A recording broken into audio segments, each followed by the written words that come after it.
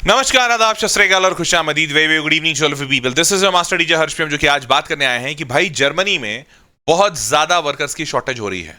Reports आ रहे हैं कि 4 लाख से ज्यादा हर साल वर्कर शॉर्टेज में से जर्मनी जूझ रहा है, और ये वर्कर शॉर्टेज सीधा सीधा जर्मनी के इकोनॉमी पे हिट कर रही है। और इसीलिए जर्मनी की सरकार बहुत तेजी से इंटरनेशनल माइग्रेंट्स को अलाउ कर रही है अपने कंट्री में कि आप वो वहां आए और वहां काम करें।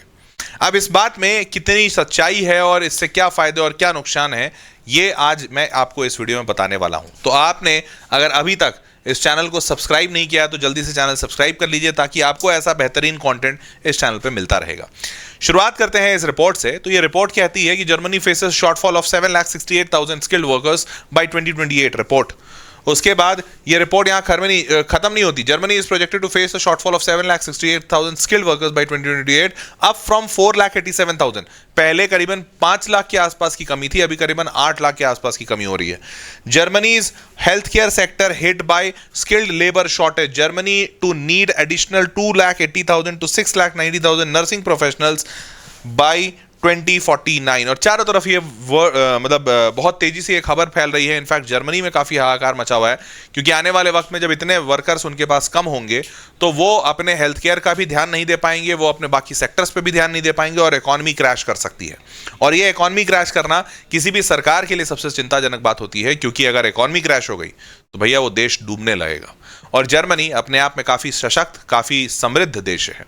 तो अब इसके हिसाब से देखा जाए तो ये जो सारे रिपोर्ट्स हैं, approximately 47,400 position in health care sector could not be filled with suitably qualified candidates between 2023 से 24। एक साल में करीबन 50,000 पोजीशंस खाली रह जा रहे हैं। According to the report, shortage is particularly acute in physiotherapy, will nearly 11,600 vacant roles, dental assistants, health care, nursing staff सारे जगह पे है। और ये सिर्फ हेल्थ केयर में नहीं, हेल्थ केयर के तो न्यूज बाहर आ रहे हैं, क्योंकि इसमें इमीडिएट शॉर्टेज होना शुरू हो गया है। बहुत सारे लोगों को सर्विसेज नहीं मिल पा रही है। अगर आपको नहीं पता हो तो जानकारी के लिए बता दूं, जर्मनी में health care is a public subject. Public subject मतलब सरकार पैसा खर्चा करती है, सरकार मतलब government institutions are very strong in health care segment. तो जैसे जर्मनी में हेल्थ केयर और एजुकेशन, इनमें प्राइवेट प्लेयर्स नहीं है, बहुत कम है। मेजॉरिटी गवर्नमेंट प्लेयर्स ही हैं, ओनली सिर्फ गवर्नमेंट एजेंसीज ही इन पे सर्विसेज देती है। तो वहां हेल्थ केयर को अच्छा रखना है, हेल्थ केयर में सर्विसेज देना गवर्नमेंट की जिम्मेदारी है। और इसकी वजह से अगर कहीं किसी को सरकारी सुविधाएं नहीं मिलती हैं तो बहुत बड़ा बवाल होता है, और इसकी वजह से वहां पे सरकार चिंतित है। अब बात करते हैं, ये रिकॉर्ड शॉर्टेज जो हो रहा है ये आईटी प्रोफेशनल्स में भी continues to worsen. The shortage of IT professionals continues to worsen. There are actually 1,49,000 vacancies for IT professionals in German companies, that is 12,000 more than 2022। IT में भी जर्मनी में लोगों का भारी शॉर्टेज हो रहा है, लोग वहां पर नहीं है काम करने के लिए, और ये आईटी में भी पहुंच गया है। हेल्थ केयर में तो था ही था, आईटी में भी है। अब आपको अगर देखें तो growing shortage of IT, specially 2009 से 23 की बात करें तो हर साल कितने का शॉर्टेज दिख रहा है।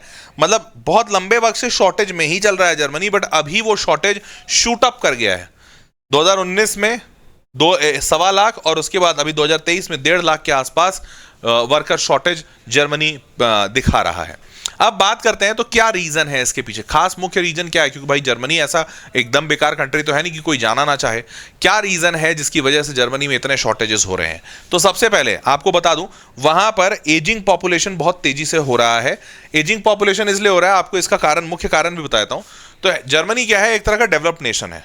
तो डेवलप्ड नेशन जितने भी होते हैं, जो मेजरली डेवलप्ड नेशंस हैं, जैसे यूएस हो गया, यूके हो गया, कनाडा हो गया, इन जगहों पर जो यहाँ के लोग हैं, निवासी हैं, वो जनरली ज्यादा बच्चा पैदा करने में विश्वास नहीं रखते हैं। ये एक जनरल ट्रेंड देखा जाता है। और ऐसा क्यों? क्योंकि उनका बड़ा सिंपल सा कॉन्सेप्ट होता है, क्योंकि बच्चे जब होंगे तो उन बच्चों की जिम्मेदारियां होती हैं। उन बच्चों को पालने पोसने के लिए या तो माता को या तो पिता को घर पे रुकना पड़ेगा, और बच्चे पे ध्यान देना पड़ेगा। अब जब बच्चा जैसे ही आता है तो इसकी वजह से किसी एक इंसान को, या तो माता को या तो पिता को, अपने प्रोफेशनल करियर पे हिट लेना पड़ेगा, और वो प्रोफेशनल करियर में बहुत ज्यादा फोकस नहीं कर पाएंगे। तो जब वो प्रोफेशनल करियर में फोकस नहीं कर पाएंगे तो उनकी अर्निंग्स डिप हो जाएगी। और जो लोग एम्बिशियस होते हैं, जो कि अधिकांश लोग होते हैं इन डेवलप्ड कंट्रीज में, वो अपने अर्निंग को, अपने पैसे को कम नहीं करना चाहते हैं। अब जब वो पैसे नहीं कम करना चाहेंगे तो जाहिर सी बात है वो बच्चे की इच्छा मारेंगे, या फिर बच्चे की इच्छा रखेंगे ही नहीं। और इस वजह से वहां पर बहुत मेजॉरिटी कपल्स को मैक्सिमम एक बच्चा होता है, मैक्सिमम एक, और मेजॉरिटी को तो होता ही नहीं है। तो जब मैक्सिमम एक बच्चा होगा तो आपको पता होना चाहिए भाई, दो इंसान है, कपल है और सबके एक एक बच्चे हैं, तो किसी भी पॉपुलेशन को रेप्लेनिश होने के लिए फॉर श्योर मोर देन 2.5 का एवरेज चाइल्ड बर्थ होना चाहिए पर कपल। मोर देन 2.5 मतलब दो से ज्यादा, हर कपल के 3 होने चाहिए, किसी किसी के 2 होंगे और कई बार बीच में बच्चे बहुत सारे सस्टेन नहीं करते हैं, ऑल सच स्टफ। तो 2 से 2.5 के आसपास का नंबर बनता है और जर्मनी जैसे देशों में तो ये 3-4 का भी आंकड़ा पहुंचेगा क्योंकि इनके पास ऑलरेडी एजिंग पॉपुलेशन है। अब ऐसा देश जहां पर अधिकांश लोग एक ही बच्चा कर रहे हैं, वहां पे 2.5 बच्चा कहां से करवाइएगा, मतलब 3 बच्चा आप कहां से करवाइएगा, लोग एक्सेप्टेड नहीं है इसके लिए। इसकी वजह से पॉपुलेशन बहुत तेजी से एजिंग हो रहा है। एजुकेशनल एंड कल्चरल शिफ्ट, वहां पर क्या है कि अब लोग जनरली ज्यादा, जैसे जैसे देश डेवलप होता है ना, तो लोग ज्यादा पैशन की तरफ जाते हैं। अब किसी को पेंटिंग पढ़ना है, किसी को आर्ट्स पढ़ना है, तो साइंस की तरफ ज्यादा लोग आए ऐसा जरूरी नहीं है। और अभी अचानक से हुआ क्या है, पूरी दुनिया में एआई की तरफ बहुत मेजर शिफ्ट लिया है, तो अब एआई में नौकरियां बहुत तेजी से बढ़ गई हैं, तो जर्मनी में भी बढ़ी हैं। लेकिन लोग इतनी तेजी से एआई की तरफ शिफ्ट नहीं कर रहे क्योंकि वो लोग जो जर्मनी में लोग हैं वो जनरली बहुत ऐसे तरफ नहीं शिफ्ट करते हैं कि जहां बहुत हाई पेइंग है, बहुत भाग दौड़ है, रैट रेस है। दे आर लाइक कि यार मेरा पैशन नहीं है, मेरा पैशन है मेरे को क्या कहते हैं, डीप वाटर रिसर्च करना है। अब वो डीप वाटर रिसर्च कर रहे हैं, या फिर उनका पैशन है कि मेरे को जियो थर्मल में आगे बढ़ना है, रिन्यूएबल एनर्जी में काम करना है, वो अपने पैशन को फॉलो करते हैं। तो इसकी वजह से जो मेजर क्रिटिकल फील्ड्स हैं वहां पर बहुत ज्यादा लॉस है। और उसके बाद शिफ्ट्स इन द इकोनॉमी, अब इकोनॉमी में भी शिफ्ट, जैसे अब धीरे धीरे जर्मनी में रिसर्च ओरिएंटेड इकोनॉमी बहुत तेजी से बढ़ रही है। तो अब जब रिसर्च ओरिएंटेड इकोनॉमी बढ़ रही है तो इंजीनियर्स वाले जो जॉब्स हैं उसको बहुत सारे लोग बोलते हैं नहीं मैं इंजीनियर नहीं बनूंगा, मेरे को रिसर्च करना है, मेरे को पीएचडी करना है। तो इन सारी चीजों के कारण से, और hiring challenges in the rural area, ये तो है ही है। तो ये तो भाई हर देश में होता है, जर्मनी में भी है, थोड़ा ज्यादा है कि अब जैसे मान लेते हैं किसी के पास कोई गांव वाले इलाके में गए। अब यहाँ इंडिया में क्या है कि इंडिया में किसानों की स्थिति खराब है, पर हर डेवलप्ड नेशन में, चाहे यूएस हो, चाहे कनाडा हो, चाहे जर्मनी हो, इन जगहों पर किसानों की स्थिति खराब नहीं होती। जिनके पास जमीनें हैं और जो फसल उगा रहे हैं उनकी स्थिति अच्छी होती है। तो जब आप गांव के इलाके में जाएंगे तो इंडिया में क्या है कि गांव के इलाके में जाइए और नौकरी दीजिए, हर इंसान नौकरी लेना चाहेगा। पर जर्मनी में इसके बिल्कुल विपरीत है। गांव वाले इलाकों में लोग इतने खुश हैं और संपन्न हैं कि वो नौकरियां नहीं करना चाहते। तो अब गांव वाले इलाकों में लोगों को लाना और वहां नौकरियां कराना, क्योंकि ऐसा थोड़ी कि गांव वाले इलाके में लोग बीमार नहीं पड़ते, वहां भी हॉस्पिटल है। अब वहां इंसान बीमार पड़ेगा तो उसको नर्स तो चाहिए ना, डॉक्टर तो चाहिए।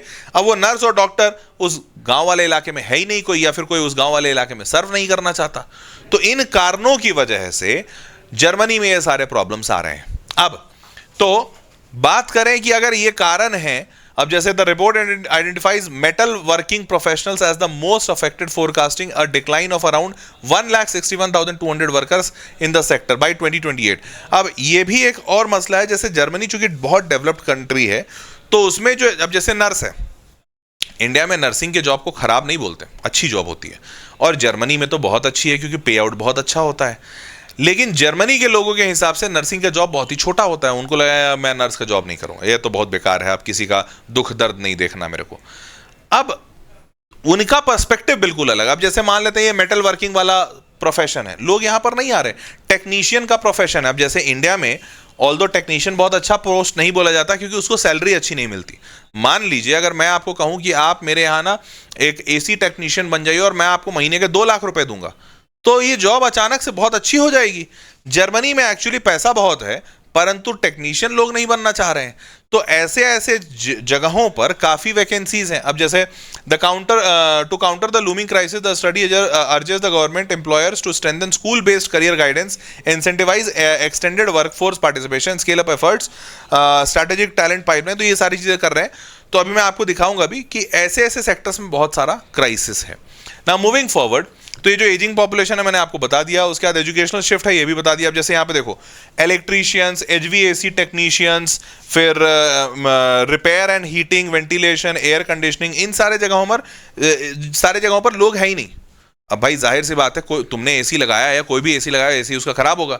अब एसी वो खुद से तो नहीं ठीक कर सकता, चाहे जितने भी पैसे हों उसके पास या जितना भी समझदार हो, उसको ठीक करवाने के लिए तो एक टेक्नीशियन बुलाना ही पड़ेगा। अब वो टेक्नीशियन है ही नहीं जर्मनी में, लोगों को मिल ही नहीं रहा टेक्नीशियंस।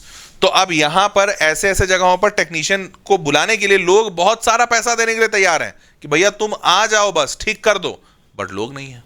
तो इन जगहों पर काफी शॉर्टेज है। जैसे जर्मनी में face a shortage of 3 lakh workers by 2030, specially in the solar and wind energy roles like electricians, HVAC technicians and all such stuff.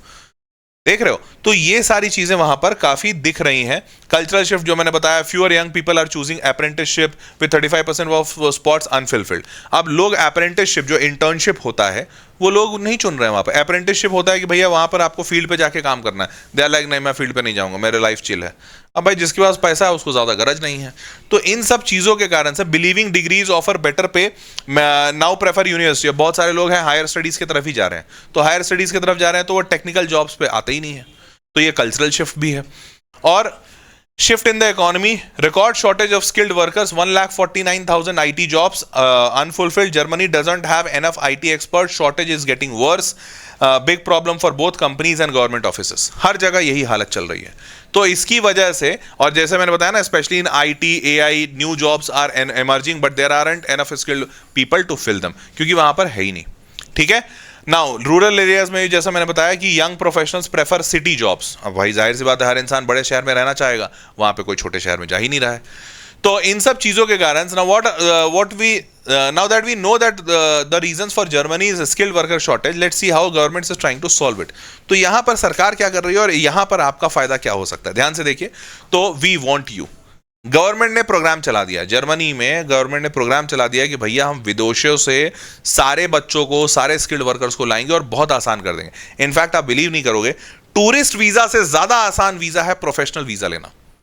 जैसे आज के डेट में यूएस ने क्या किया, पूरा बंद कर दिया, कोई काम वाला वर्क वीजा कोई ले ही नहीं पाएगा क्योंकि यूएस में वर्कर्स भर गए। पर जर्मनी ने उल्टा कर दिया, बोला टूरिस्ट वीजा लेना मुश्किल होगा लेकिन वर्कर वीजा लेना बहुत आसान है। आप टूरिस्ट बनकर मत आइए, आप काम करने आ जाइए हमारे यहाँ, ऐसा करा है। तो From November 2023, Germany's new Skilled Immigration Act (FEG) जिसको कह रहे हैं, makes it easier for skilled workers with vocational training or practical experience to move to Germany for jobs. In addition, a new opportunity card will allow people from non-EU countries, जो India non-EU country है, to enter the Europe and search for jobs. In fact आप वहां पर जाकर नौकरी खोज लें, ये भी अलाउड कर रहा है जर्मनी, कि आप आइए और आने के बाद खोज लीजिए, हम आपको रखेंगे। भैया आ तो जाइए पहले, ये कह रहे हैं वो लोग। The opportunity card chance carte launched in June 2024 lets skilled workers come to Germany for up to a year. सोचो ये कोई नहीं दे रहा है आज के डेट में। जो देश हैं, जो समृद्ध देश हैं, यूएस, यूके, कनाडा वगैरह, वो तो ये कहते हैं कि आपकी पढ़ाई खत्म होने के बाद 6 महीने के अंदर आपको नौकरी मिलनी चाहिए। 6 महीने के अंदर। ये कह रहे हैं पढ़ाई उड़ाई हमारे यहाँ से नहीं की, कोई दिक्कत नहीं, आप आ जाइए, नौकरी भी नहीं है तो भी आ जाइए। यूएस, यूके तो घुसने नहीं देंगे आपको, आप आ जाइए, 1 साल रुकिए हमारे यहाँ, नौकरी खोजिए आराम से, तब्दील से नौकरी खोजिए और उसके बाद नौकरी कीजिए, कोई दिक्कत नहीं है हमको। If they don't have a job offer yet, it works on a point basis system to qualify. तो qualify for the opportunity card you need to at least A1 German और B2 इंग्लिश। तो आपका इंग्लिश अच्छा होना चाहिए। वैसे आपको एक और पते की बात बता दूं, जर्मनी में ये थोड़ी दिक्कत ज्यादा इसलिए भी आई है क्योंकि जर्मनी में जर्मन लैंग्वेज पे ज्यादा स्ट्रेस है। ज्यादा स्ट्रेस है मतलब जर्मनी में जो लोकल इंसान है वो इंग्लिश बहुत कम बोलता है या ना के बराबर बोलता है, अनटिल अनलेस वो बहुत पढ़ा लिखा नहीं है। जैसे इंडिया में अगर मैं बोलूं कि रशियन बोलने वाले कितने लोग होंगे, तो वही होंगे जो स्कूल में पढ़े हैं, और वो स्कूल में रशियन सिखाने वाले स्कूल वही होते हैं जो इंटरनेशनल वाले होते हैं। तो ऐसा ही जर्मनी में लोगों को जर्मन सिखाया जाता है, इंग्लिश सिखाया जाता है, बट बहुत कठिन होता है लोगों के लिए बोलना। जैसे इंडिया में इंग्लिश बोलने वाले कॉमन इंसान कितने मिलेंगे, बहुत कम, पढ़े लिखे समाज वाले लोग ही मिलेंगे।